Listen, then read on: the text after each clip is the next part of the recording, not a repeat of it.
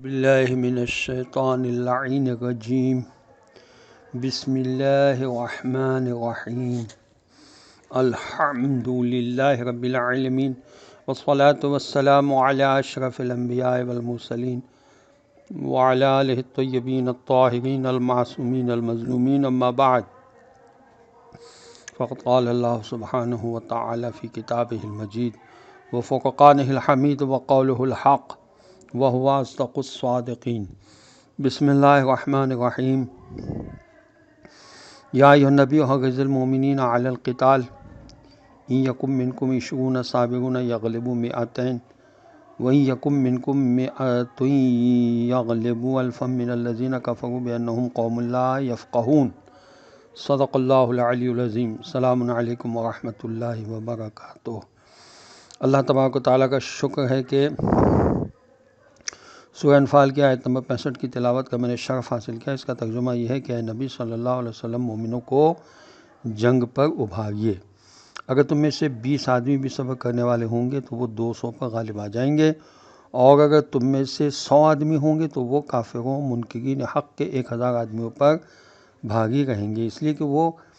کافر ایسے لوگ ہیں کہ جو سمجھ نہیں رکھتے۔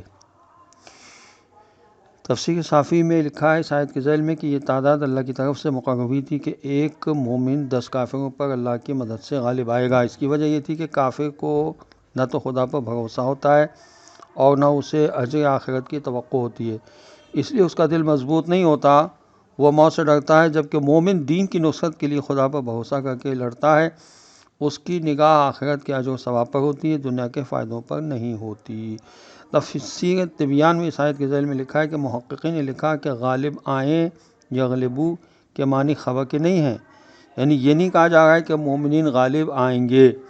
بلکہ یہاں معنی مطالبے کے ہیں کہ ان کو غالب آنا چاہیے، کیونکہ وہ بصیرت کے ساتھ اجر آخرت کی امید پر جہاد کر رہے ہیں۔ آج کی جنگی اصطلاح میں اس کو اخلاقی قوت، مورل انڈرسٹینڈنگ کہتے ہیں۔ خدا نے اس کو سمجھ بوجھ فرمایا ہے۔ انڈرسٹینڈنگ یہ لفظ جدید اصطلاح سے زیادہ سائنٹیفک ہے۔ جو شخص اپنے مقصد کا صحیح شعور رکھتا ہے اور دل و دماغ سے سمجھ کر اپنے مقصد کے لیے لڑ رہا ہوتا ہے، اور اس کا مقصد اتنا اعلیٰ ہوتا ہے کہ جس کے لیے وہ اپنی جان دینا گوارا کر سکتا ہے اور جس کے بغیر جینا بے معنی سمجھنا ہے، ایسا آدمی بے شعوری سے لڑنے والے آدمی کے مقابلے پر کئی گنا زیادہ طاقت رکھتا ہے، چاہے جسمانی اور اسلحے کی طاقت دونوں کی برابر ہی کیوں نہ ہو۔ مگر سمجھ بوجھ کی قوت کے لیے صبر کی صفت بھی لازمی شرط ہے، جو اسی سمجھ سے پیدا کی جا سکتی ہے۔ اسی بارے میں ایک اور حدیث میں امام زمانہ اجل اللہ تعالیٰ فرجہ شریف فرماتے ہیں کہ ہم تمہارا خیال رکھنے میں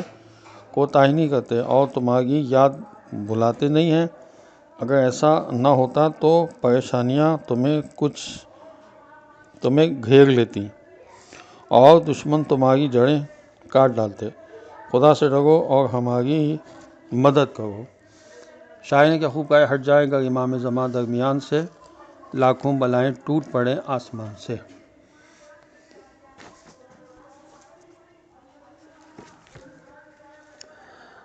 حضرت علی علیہ السلام کے ارشاد بحر الانوار کی جلد 73 صفحات 133 پر، یہ نہج البلاغہ میں بھی ہے،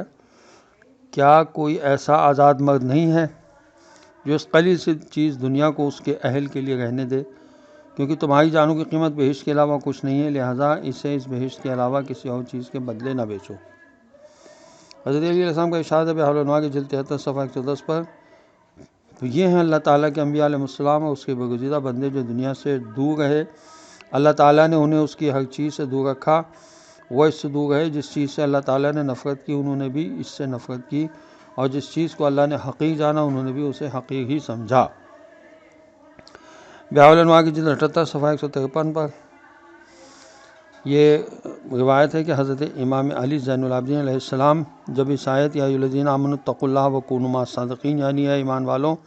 اللہ سے ڈرو سچوں کے ساتھ ہو جاؤ کی تلاوت کرتے تو فرماتے تھے، بار الہ مجھے اس دعوت کے اعلیٰ ترین درجات میں بلند مرتبہ عطا فرما اور پختہ ارادے میں میری امداد فرما، اور مجھے ایسے دل و زبان عطا فرما جو دنیا کی مذمت کرتے رہیں، اور اس سے اتنی دوری عطا فرما کہ میں حق و سچ کے علاوہ کوئی اور بات نہ کر سکوں۔ وآخر دعوانا الحمدللہ رب العالمین۔